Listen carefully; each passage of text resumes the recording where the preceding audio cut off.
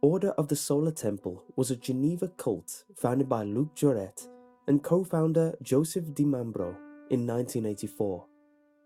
The cult was very mythology-orientated and had Templar Knights beliefs. Jouret would go around the world giving lectures in hopes to find new recruits into the Solar Temple. DiMambro held such strong power over his followers that he would decide when female members would have children and what their names would be.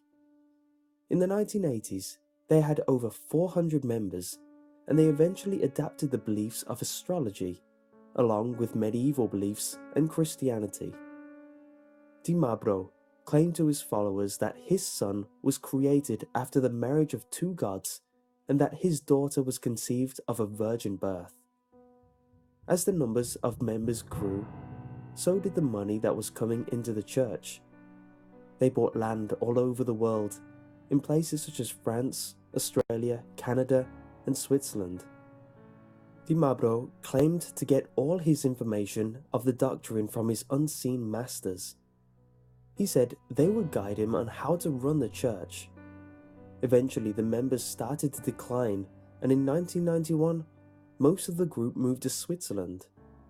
Soon, members would begin to question their beliefs and wonder if Mambro was really talking to these unseen masters. His own son, Eli, began to rethink the doctrine his father so tenaciously proclaimed to be the truth. Eventually, DiMambro ordered the murder of an infant he believed to be the Antichrist. The baby, along with the infant's parents, were killed at the Solar Temple cabin in Quebec. They were brought there by another couple who would end up killing themselves a few days prior to the murder. On October 4th, 1994, DiMambro and Luc Jouret ordered the members to set fires to the Switzerland buildings they were staying in at that given time. They believed that by killing themselves in flames, they would be reborn, only this time on a planet named Sirius. The members blindly followed their leader's orders, setting the two buildings they were in aflame. 48 members of the Solar Temple were killed, some committing suicide, while others were shot, and some were even tranquilized or suffocated with plastic bags. Both founders, Jouret and Mambro, were among the dead and leaving more questions than answers in their passing. A year later, in December 1995, even after the death of the two leaders, some of the remaining group in France committed suicide. 16 more members were now dead, including 3 youths. The bodies were laid out in a star-shaped pattern, just like the original mass suicide that happened in Switzerland. A year and a half later, yet another mass suicide would occur in Quebec from the cult, bringing the total death count to 74. It's unknown how many of these exactly were suicides or murders. Some people still wonder if more mass suicides from the remaining Solar Temple members are to come.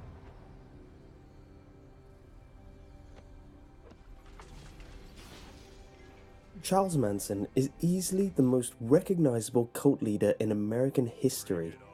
His cult, called the Manson family, grew truly infamous after the murder of the then pregnant movie star Sharon Tate. Before Charles Manson and his cult took over 1969 with a dark cloud, Charles was just a man who would spend many years of his life in and out of prison. Charles believed that an event called Helter Skelter would cause an apocalyptic war stemming from racial tensions in the 1960s. Manson got the idea after listening to the Beatles song Helter Skelter. Manson was also very inspired by the New Testament's book of Revelation. The Manson family was made up of mostly women who were insanely infatuated with their leader, Charles Manson. He would often tell his followers that he was the second coming of Jesus Christ, frequently telling them his visions of himself being nailed to the cross. The Manson family resided in Spahn Ranch, an old Western movie set owned by a blind 80-year-old man named George Spahn. Spahn let the group stay there rent-free as long as some of the girls would accompany him in certain sexual acts. The Manson family would soon turn very dark as Charles began talking frequently about Helter Skelter. He devised that they should murder people in order to spark the race war that would bring on the apocalyptic event. In total, the Manson family killed 7 people, the most infamous of the murders being that of Sharon Tate. Charles Manson directed his followers to kill Sharon Tate and any other unlucky individuals who were with her. The family first killed a young teenage boy, Stephen Parent, in his car near the Tate residence. The cult members then broke into the house to commit the gruesome murders. Sharon Tate was only 2 weeks away from giving birth before she met her tragic demise. The Manson members tied Sharon up, stabbing her and the other victims numerous times. Before leaving, they wrote on the front door, "Pig," with Tate's blood. Charles Manson and his followers were soon apprehended by the police and put on trial. Manson and his followers' behavior was very bizarre while in court, and at one point, Manson shaved his head, telling the press, "I am the devil, and the devil always has a bald head." Manson's female followers, showing their loyalty, shaved their heads as well during the trial.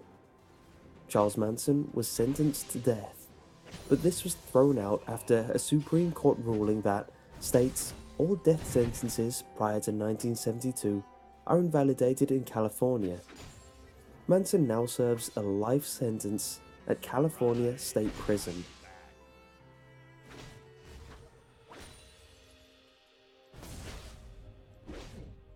Heaven's Gate was founded by Marshall Applewhite, a UFO-based cult located in San Diego, California in the 1970s. The followers of Heaven's Gate believed Earth would come to an end, and the only way to survive was to leave Earth and ascend to the next level. They believed to be eligible to go to the next level, one must give up all attachment to their planet, such as possessions, sexuality, friends, family, individuality, and any other human-like characteristic. Some of these rules were brought up in the famous final video by Applewhite called Do's Final Exit, filmed just days before the cult's mass suicide. As the cult grew, rules would soon change. A few new regulations were conceived, and some were cast aside. The idea of extraterrestrials was very important to their doctrine, as Applewhite would often describe himself to his followers as an extraterrestrial walk-in, which, in short, meant he was possessed by an alien.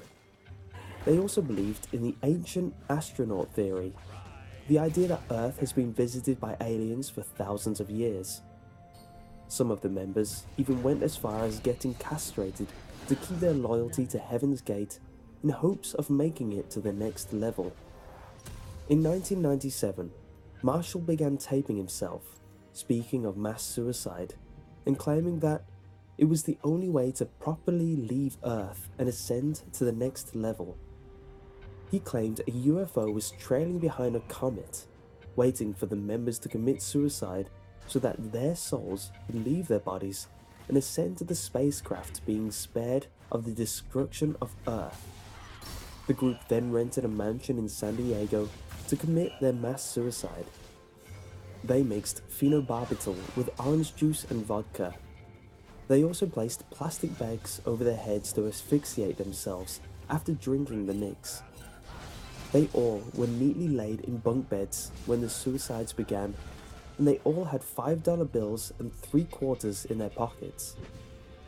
All 39 of them were dressed exactly the same, black shirts and sweatpants with brand new black and white Nikes. They had armband patches reading, "Heaven's Gate Away Team." It took about 3 days to complete the suicides, as they broke them down into 3 separate groups, one for each day. Eventually, all 39 members were dead, Applewhite was third to last to off himself, and only one member did not commit suicide, being Richard Ford. Instead, he was videotaping the whole thing. The Heaven's Gate cult had wide media coverage since it was so abnormal in their twisted philosophy.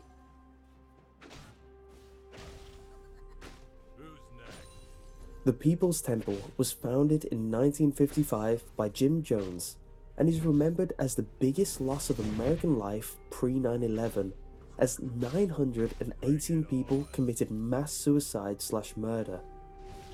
Jim Jones was a self-proclaimed communist and was tired of the way the Communist Party was being treated in America. In 1952, Jim began studying to become a pastor in hopes of eventually opening up his own church. Jones soon created his own church in Indianapolis and saw for himself just how lucrative faith healing could be after he witnessed it at the Seventh-day Baptist Church. He and his church members began faking faith healing as a way to bring revenue into the then poor church. To gain more followers, Jones started a religious covenant where he and other pastors would administer fake faith healing unbeknownst to the audience. It would soon come to have 11,000 attendees. Eventually, the People's Temple started asking far more from its members compared to any other church, requesting people to stay there for holidays such as Christmas and Thanksgiving with their real family, rather than their blood relatives.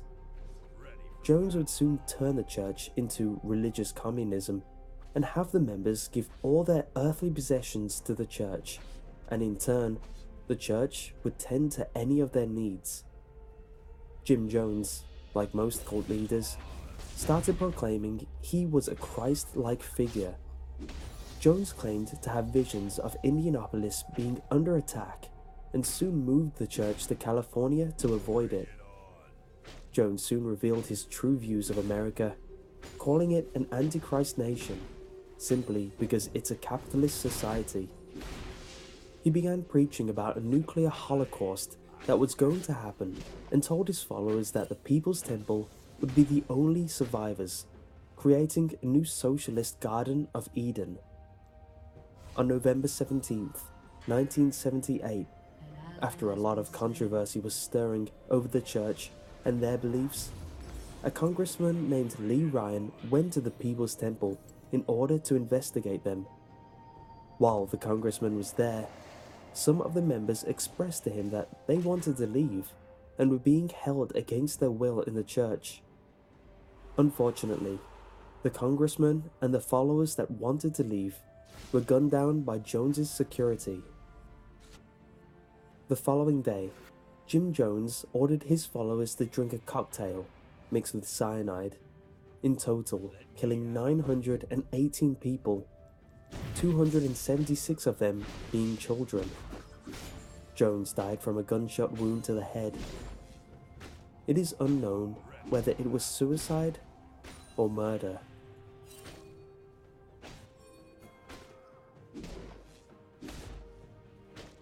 Aum Shinrikyo was a Japanese doomsday-based cult created by Shoko Asahara in 1984.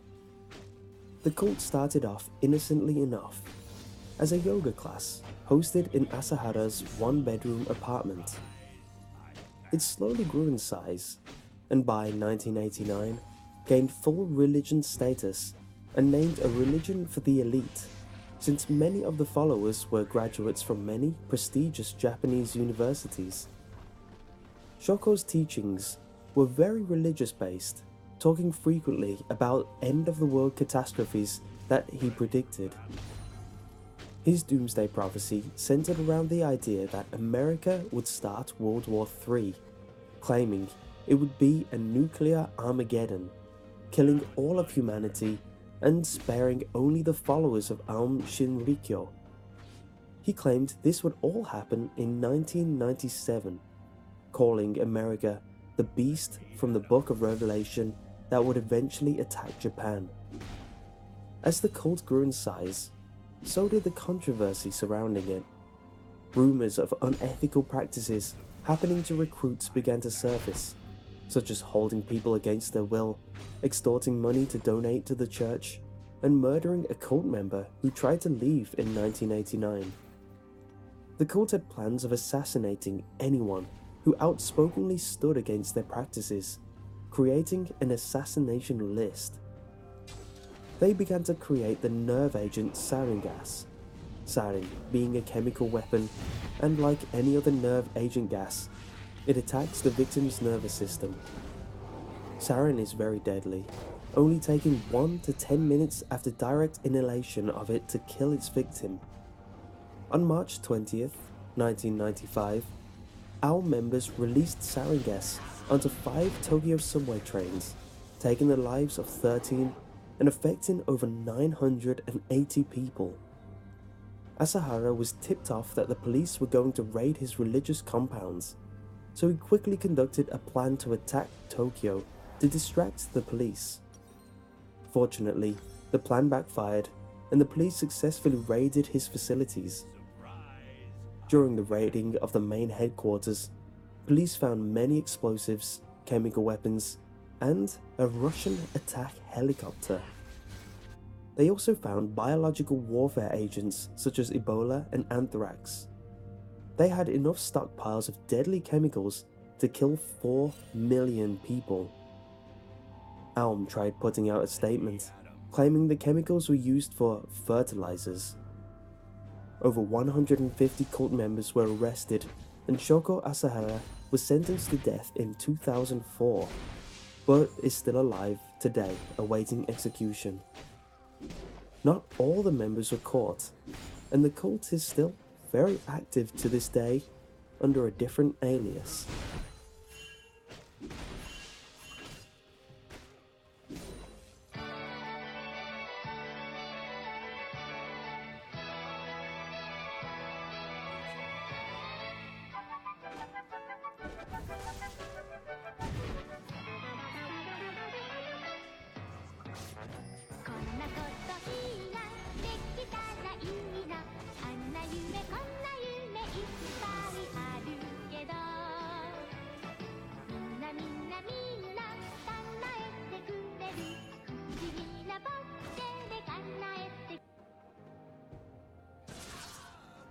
I was about 12 years old when my parents sent me to that hellhole. They were so determined to get me to camp. Not just that camp, but really any camp. I took it as code for, "We will be at work all weekend, we don't trust you alone." My parents showed me the brochure. It actually looked kind of fun. The pictures on the front of the brochure had slides, activities, and really anything a 12-year-old would want in a camp. It was pretty legit. The kids all seemed to be having fun in the picture. I kowtowed to the idea and eventually gave in. I remember it like it was yesterday. Camp Omega in the foothills, Virginia, in some small town. It was like any other camp. Bunks to sleep in, campfires at night, and friendly counselors. Looking back on it, maybe too friendly. At the time, I thought that they were just being friendly because it was their job. I've never been so wrong. Camp was fun at first, though the activities were a bit odd. We had to make these dolls that looked like us. Mine had straw for hair and blue button eyes. Then we had to make these bracelets with our names on them. Everything was personalized, which I expected from camp. We had campfires and shared our feelings until we knew each other pretty well. There were about 25 other campers and 15 counselors. One camper stood out to me. Her name was Jeanette. She was nice and didn't talk too much. I was shy too, so we connected easily through enjoying the silence. It was the last day of the week-long camp. I was so happy to be going home the next day. Camp was fun, but I missed home. We sat at the fire with everyone, including the counselors. I wasn't sure if it was the fire, but They looked familiar, but their faces were pale as ghosts. I shrugged it off and listened to the next activity. I wish I didn't. We all had our dolls that resembled us. I held mine in my hands and tried not to look at it, as its blank blue button eyes stared into me. This represents the old you, the you before camp, the lead counselor said to all of us. Then they had us throw the dolls into the fire. I watched as mine was engulfed in flames, snapping and popping as the fire consumed its canvas skin. You are a new person now, the head counselor told us. After the doll burning, they told us there would be a goodbye ceremony and dinner. Two of the counselors led us back to the cabins and told us to pack our stuff. They explained that the celebration ceremony was at the nearby barn on the edge of the property. The other counselor left, so it was just one with us. His name was Scott. He was always nice and had good jokes. He waited at the fire pit as we all gathered our things. He was acting weird as I sat next to him, waiting on everyone else. He was staring into the fire, silently, with a disturbed look on his face. "I love you," he muttered, once we were all assembled. I didn't know whom he was talking to, so I assumed I misheard him. "I love you guys, and I'd do anything for you," he said clearly so we all heard it. We all looked at each other with confused expressions, but it was a nice gesture and we all said that we loved him too. He smiled and got up. "We're ready," he stated, and led us through the forest to the edge of the camp. It was dark and the air got thicker. I was excited for the ceremony. I was ready to leave and go home where there was cable and internet. I'd had enough of the outdoors. We suddenly exited the woods, and the barn loomed in the darkness. All of the camp counselors stood around it in a circle with torches in hand. I felt my stomach drop. I knew something wasn't right as they ushered us all into the barn. It was an old, rickety structure I'm sure wasn't up to any building code, and I was also pretty sure we shouldn't be in there. The counselors stepped inside and formed a circle around us, closing the door behind them. The head counselor broke from the circle and stood before us. "Jeanette Lewinsky, please come forward for your departure," she said. We all looked uneasy, but Jeanette stepped forward. I was happy for her. Maybe she would get a ribbon or something cool to take home. The counselors moved from the ring around the barn to a ring around us, all the while holding their torches. I could feel my heart beat quicken as they came closer and closer and stabbed Jeanette in the neck. She didn't scream, and suddenly, it was sudden pandemonium as the counselors threw their torches at the walls of the barn. I didn't notice that all of the counselors had long serrated knives with them. I tried to run, but the barn was starting to go up like a match. Kids were running around, screaming before being stabbed by the counselors. "We have to get out of here!" I screamed before running straight into Scott. "Carl, you don't want to stay for the ceremony?" he asked me. His eyes seemed to appear pitch black, and he wore the most sadistic smile on his face. I punched him in the gut and ran past him out of an opening in the barn. I had never run that fast in my life. I looked back, briefly. God, I wish I never looked behind me. I could see black figures, silhouetted by the light of the fire, running around screaming. Some stood still with their arms out, accepting the stabs by the councillors. I heard chanting of some sort. At first, I couldn't make it out, but it grew louder. We know what's best for you. We love you. Over and over again.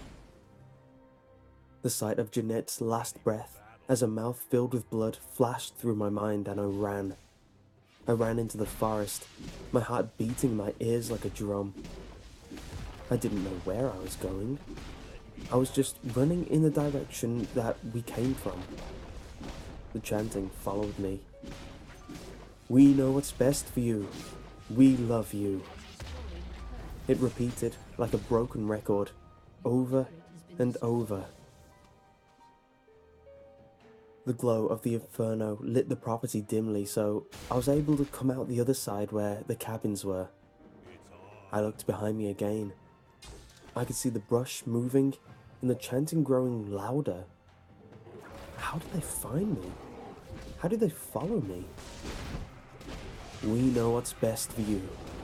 We love you. I ran faster, but I felt a hand tug at my shirt. I fell and it fell with me. I looked back to see the counsellor. He had taken my ankle in one hand and a knife in the other. His eyes were empty pits, and his skin was white as a sheet. I screamed and kicked the knife out of his hand with my other foot. That loosened his grip a bit and gave me time to get back to my feet and run towards the exit. The sign reading Camp Omega stood hauntingly above the entrance. I ran straight through it. The footsteps behind me stopped, as the councillors did. I looked behind me again, and there they stood.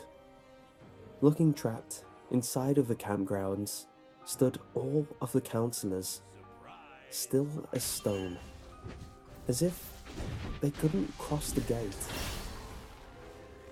It started to rain, and that's when they put up their hoods. I didn't even notice the hoods and robes before. Even in the dim light, I could tell they were blood red. We know what's best for you. We love you, they chanted again.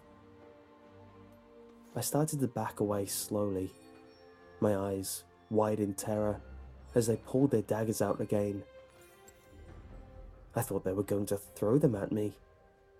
Part of me wanted to run and scream, but the other was transfixed on the scene playing out before me. In unison, they raised their blood-stained knives and stabbed themselves in the neck. Blood spurted everywhere. I could see it mix with the rain as it flowed down their necks, and they fell. All I could do was scream and run down the dirt path into the little town. It felt like weeks that I ran until I found the town and the police station. Relief washed over me as I entered the wooden doors. I must have looked like a mess. My hair was matted with a mixture of sweat and rain. I probably had blood on my hands. I looked down at them. They were clean. The rain must have washed the blood off. I walked to the front desk as calmly as I could, where the secretary looked at me. She had a shocked expression on her face, as if I'd just risen from the dead. I assumed it was because of my dishevelled appearance. I tried explaining everything to her. The camp, the councillors, what they did. Everything. She looked shocked and gave me a glass of water. "Do you want to call your parents, Carl?" she asked me. "Yes, please." She gave me her phone and I called them up.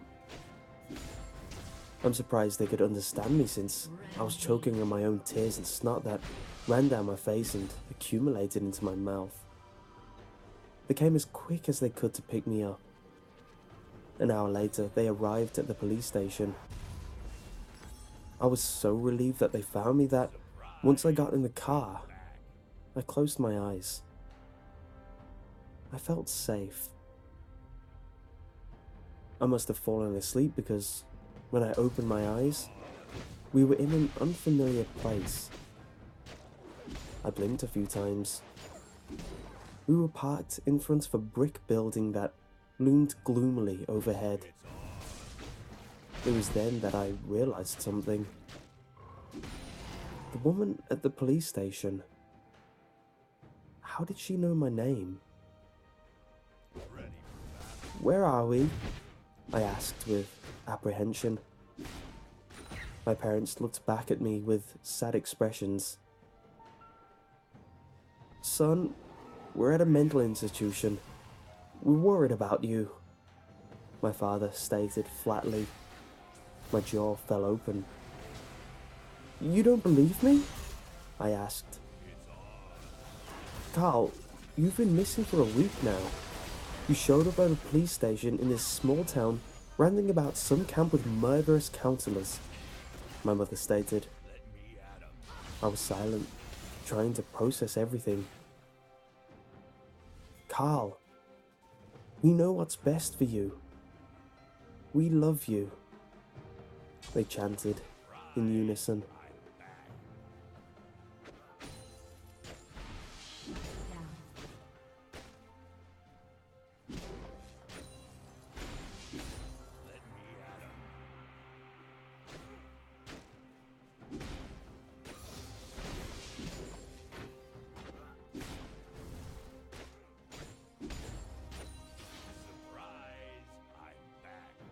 Shut down.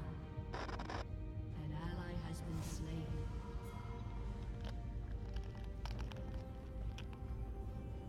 Your turret has been destroyed. Look, I'll be the first to admit it. I'm a complete bastard. I'm also lazy. I'm only here to find the idiot. Because there's almost always an idiot. This support group is pretty typical. We connected online, decided on a quiet place, and now we're all sitting cross-legged in a circle. Real kumbaya crap. Jerome takes the lead, pouring everyone a cup of tea as he starts talking. "I'm Jerome," he says. "You can drink your tea, but only after explaining why you're here. I'll start." Jerome tells us he's never been loved. I can see why. The guy's ugly as sin. He sips his tea while the mousy chick next to him speaks. She calls herself Miyu. And she simply says, "My parents." Ah, short and sweet. No blubbering at all. You gotta admire people like Miyu. She's probably not the idiot. The next people to talk are a legless veteran, a broke businessman, a needle-tracked junkie, and a diseased old crone. Then it's my turn. I'm an ass. Everyone hates me. I take a loud, annoying slurp of oolong tea as the fat kid with a black eye goes next, telling his boring, fat kid sob story. Afterwards, we're all sitting quietly when Jerome keels over. Then, Miyu's eyes roll back, and she slumps forward. Only the fat kid reacts. "What's happening?" he whines. "I thought this was a suicide support group." "Bingo! We found the idiot." "It is," I say, spitting out my mouthful of tea. They support it. No one wants to die alone, kid. Oh, how ghost white he turns, looking into his cup. I love it. These suicide meetups are a sadist's dream. And I never even have to lift a finger. Told you I'm a lazy bastard. An ally has been slain. Enemy double kill. Shut down. Killing spree.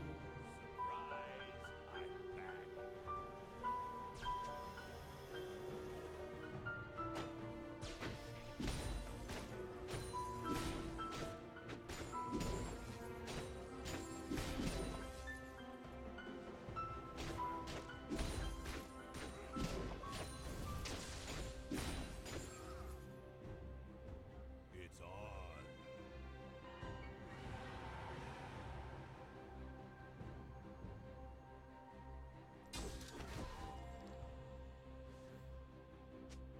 Let me at him.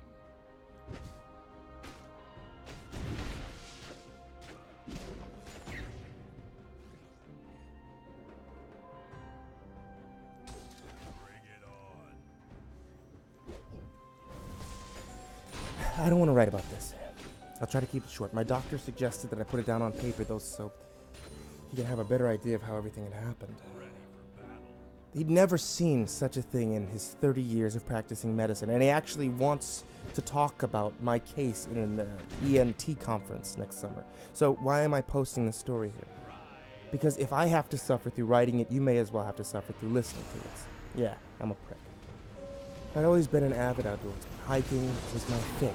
And after my divorce, I did what I thought I had to do. Quit my job and hike the whole Appalachian Trail. You know how your coaches always used to say, walk it off after a bad hit? Well, after being sodomized by the vicious cock of alimony, I needed the longest walk I could think of. So off I went. It was March when I started, and it was pretty damn cold for a while. But I knew I'd warm up as the hike progressed. Contrary to the wishes of my friends, I'd insisted on going alone. I was an experienced hiker. No, I hadn't gone such a great distance before, but I was definitely in good physical shape and knew quite a bit about outdoorsy stuff from spending time in the woods with my father before he died. To be honest, the first 6 weeks bored the living shit out of me. Yeah, the scenery was beautiful. Yes, the feeling of accomplishment I expected to experience at the end of it all would be memorable. Still, it sucked.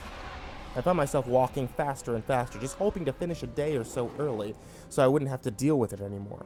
On cue, when my boredom had reached its peak, I got an awful cold. It was a nightmare. It seemed like every 10 steps I had to stop, pick up an old leaf, and blow a gallon of snot out of me. For those who are laughing at me right now and saying I'm stupid for not just blowing out snot rockets, hey, I'm glad I could give you something to laugh at.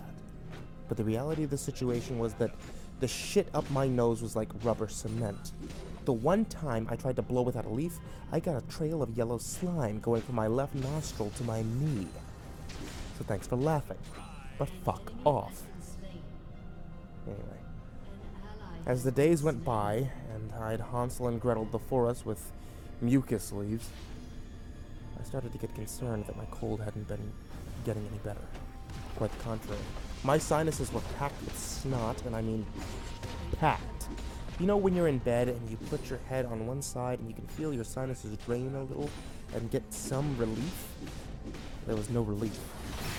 And every few minutes I was blowing progressively thicker goo onto anything unfortunate enough to get within my reach. There was one morning in early May, after I'd been sick for 2 straight weeks, that I knew I needed to hop off the trail and find a local clinic. I was fairly sure I had a sinus infection, and it was severely affecting the amount of walking I wanted to do every day. I took a turn off the trail, and in the general direction of a town. The map indicated I'd be off the trail for almost a day. It wasn't the ideal situation, but I really wanted to get some antibiotics. The way out was tough. A few miles in, though, the pressure in my sinuses turned into blinding pain. I had to sit down and rest. There was no way I'd be able to get to town before dark at this rate. I did my best to blow out the horrible contents of my nose, which was now a dark yellow and as viscous as chewing gum. I used my fingers to pull out as much as I could. There was almost no relief, though. Most of it was deep in my sinuses. No amount of picking or blowing was going to get it out. I wandered over to a small stream to wash my disgusting hands. As I pulled the slime off my fingers, I caught a sight of something that caused me to gasp. I looked under my index fingernail.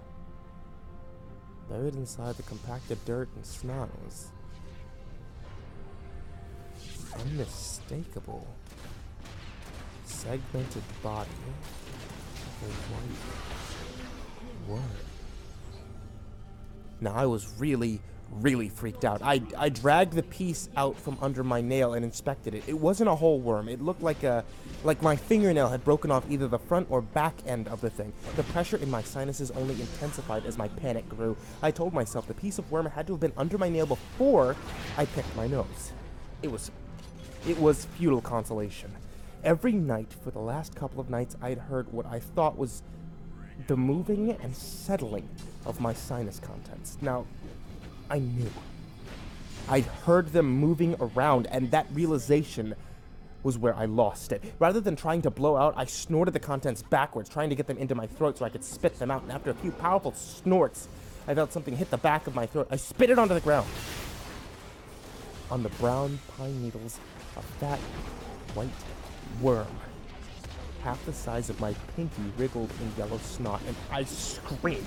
Over and over, I tried to spit them out. Only one came, and with the slightly diminished sinus pressure, I could feel them for what they were. This was the first time they would have been able to make any significant movements because they'd all been so tightly packed together, but now they wandered. I felt their thick bodies crawling around behind my nose and under my eyes. I started to hyperventilate when I felt one start to slither down into my nostril. I scratched and pulled at it with my fingers, but it wouldn't budge. It just sat there, writhing. The sensation was indescribably horrific, and I needed the fucking thing out of me. I squeezed my nostrils together with my hand as hard as I could. I felt the worm burst inside, and a torrent of gray sludge poured out of its destroyed body. Now deflated, I could pull its body all the way out. It was almost there.